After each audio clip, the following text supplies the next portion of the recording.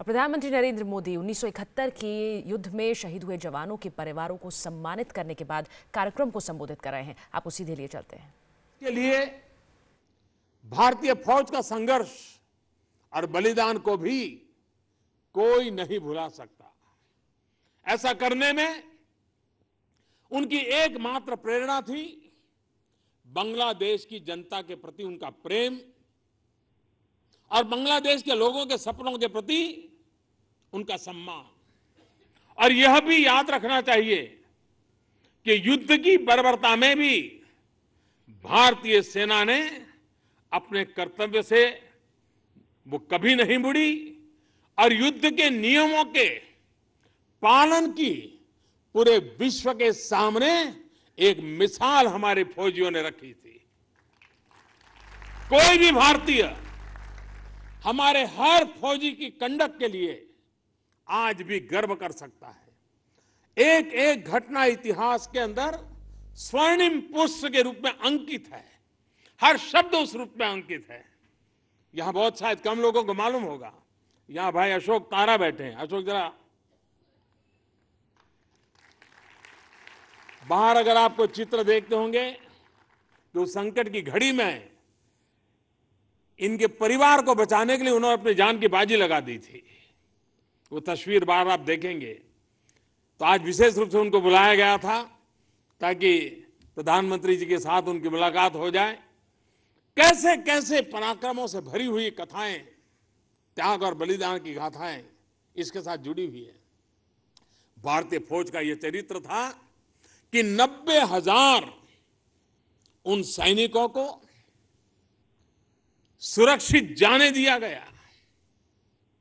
1971 में भारत की दिखाई ये इंसानियत पिछली शताब्दी की सबसे बड़ी घटनाओं में से एक है। दोस्तों, भारत और बांग्लादेश न केवल क्रूरता और को परास्त करने वाले देश में बल्कि क्रूरता की मूलभूत सोच को नकारने वाला यह देश है। बांग्लादेश पर चर्चा के बिना बंगबंधु के अधूरी है। दोनों का अस्तित्व एक दूसरे के साथ जुड़ा हुआ है। दोनों एक दूसरे की सोच के पूरक है। बंगबंधु बांग्लादेश के स्वतंत्रता के प्रमुख सूत्रधार थे। वो अपने समय से ही कहीं आगे की सोच रखते थे। उनकी हर एक पुकार जनता की ललकार थी। एक मॉडर्न, लिबरल तथा प्रोग्रेसिव बांग्लादेश का उनका विजन आज भी बांग्लादेश की उन्नति का मार्ग प्रशस्त कर रहा है। 1971 के बाद यह बंगबंधु शेख मुजीबुर रहमान का ही नेतृत्व था जिसने बांग्लादेश को अशांति और अस्थिरता के दौर से बाहर निकाला था। समाज में मौजूद द्वेष तथा आक्रोश को मिटाकर महान बंगबंधु ने बांग्लादेश को शांति तथा विकास का एक मार्ग दिखलाया। सोनार बांग्ला के सपने को सच करने की राह दिखाई। भारत की उस समय की युवा पीढ़ी तो उनसे विशेष रूप से प्रभावित थी और यह मेरा सौभाग्य था कि मैं स्वयं उनके विचारों के ज्ञान से लाभ उठा सका।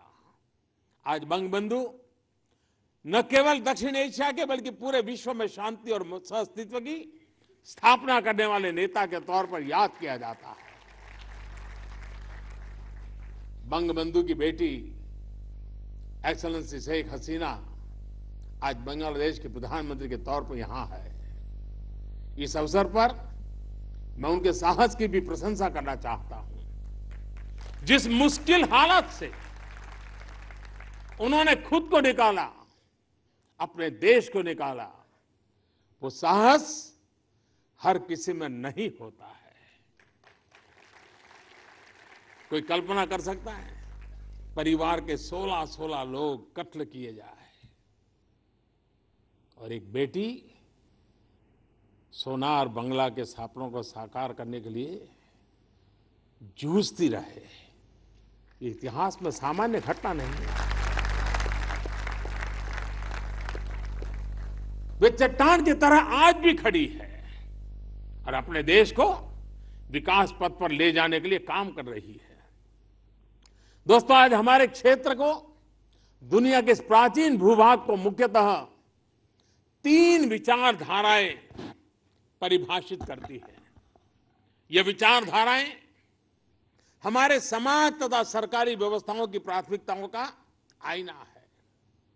इसमें एक सोच है जो आर्थिक विकास पर केंद्रित है, देश को समृद्ध तथा शक्तिशाली बनाने पर फोकस है, समाज के सभी वर्गों को साथ लेकर के चलने पर आधारित है।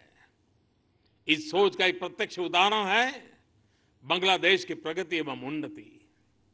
1971 में बांग्लादेश के नागरिकों की औसत आयु, लाइफ एक्सपेक्टेंसी भारत और पाकिस्तान की तो जो स्थिति थी उसमें आज कई गुना वो आगे बढ़े हैं।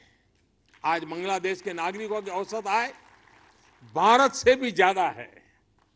पिछले 45 वर्ष में बांग्लादेश की जीडीपी 31 गुना बढ़ी है। प्रति व्यक्ति आय में 13 गुना की बढ़ोतरी हुई है। इन्फेंट मोर्टालिटी 222 से घटकर अब 38 रह गई है। प्रति व्यक्ति डॉक्टरों की संख्या में 3 गुना बढ़ोतरी हुई है। स्वतंत्रता के बाद अब तक बांग्लादेश का निर्यात 125 गुना बढ़ चुका है। परिवर्तन के ये चंद पैरामीटर्स अपने आप में बहुत कुछ कह रहे हैं। प्रधानमंत्री शेख हसीना के विजन पर चलते हुए बांग्लादेश आर्थिक प्रगति की नई सीमाएं पार कर रहा है। साथियों, साथ ही साथ एक दूसरी सोच, सबका साथ सबका विकास।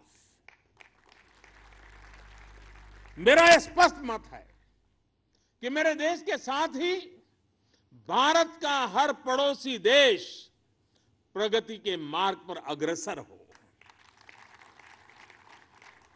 अकेले भारत का विकास अधूरा है और हम ये सोच भी नहीं सकते कि ऐसे हमारे रीजन में हम अकेले चल पड़ेंगे, हम अपना ही कर लेंगे। जी नहीं, हमारी ये सोच रही है कि हम हमारे अड़ोस पड़ोस में भी सुख, समृद्धि, शांति के पुरस्कार है। और यही तो हमारा सबका साथ सबका विकास, वो सिर्फ 125 करोड़ तक सीमित नहीं, हमारे अड़ोस पड़ोस के लोगों को भी साथ लेकर के सबके विकास में सहभागी होने की हमारी कल्पना का इतिहास है। और इसलिए हर देश के प्रति हमने सदैव मित्रता का हाथ बढ़ाया है।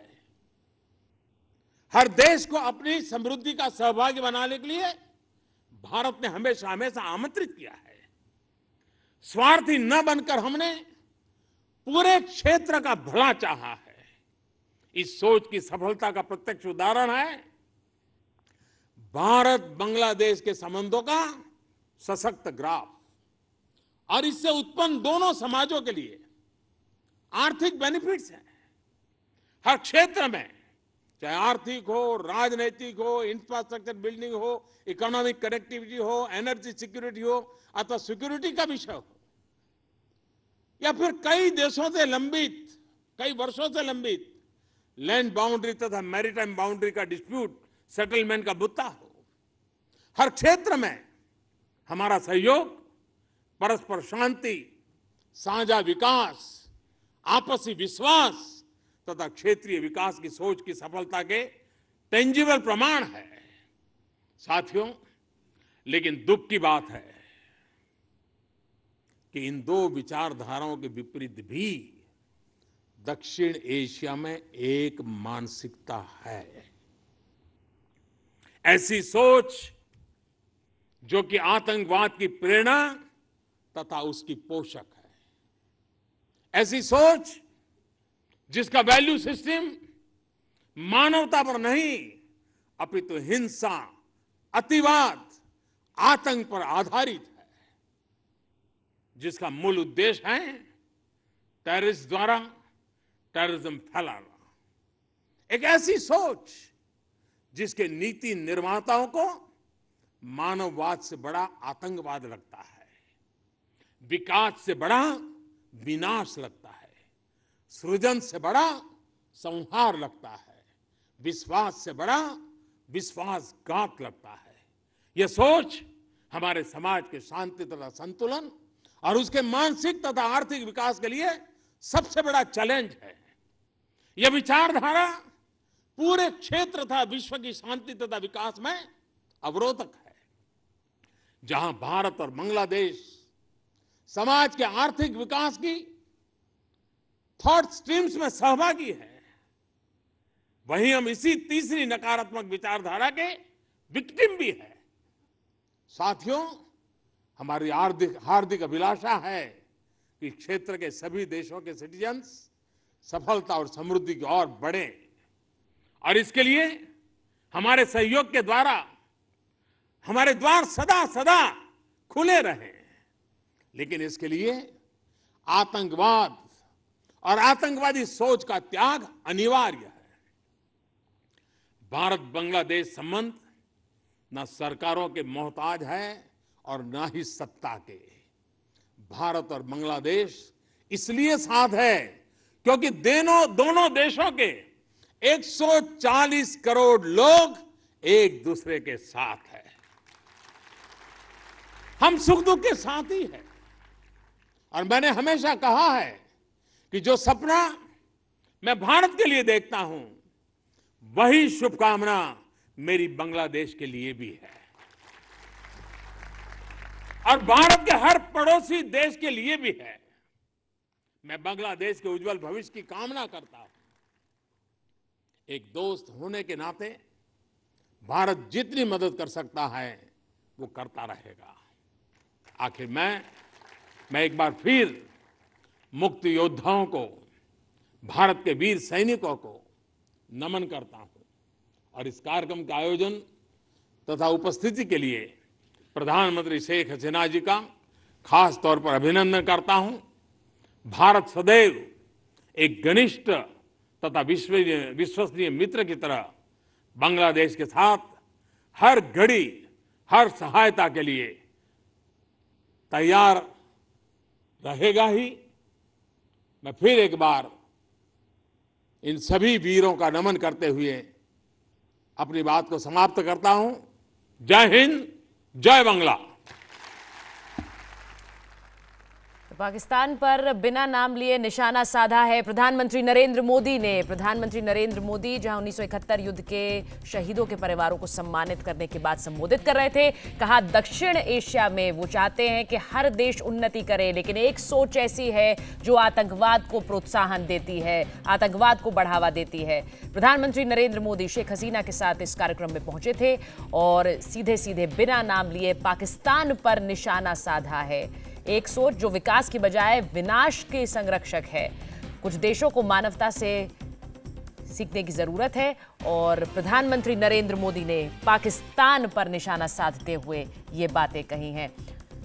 1971 के युद्ध के शहीदों के परिवारों को आज सम्मानित करने पहुंचे थे प्रधानमंत्री और बांग्लादेश की प्रधानमंत्री शेख हसीना।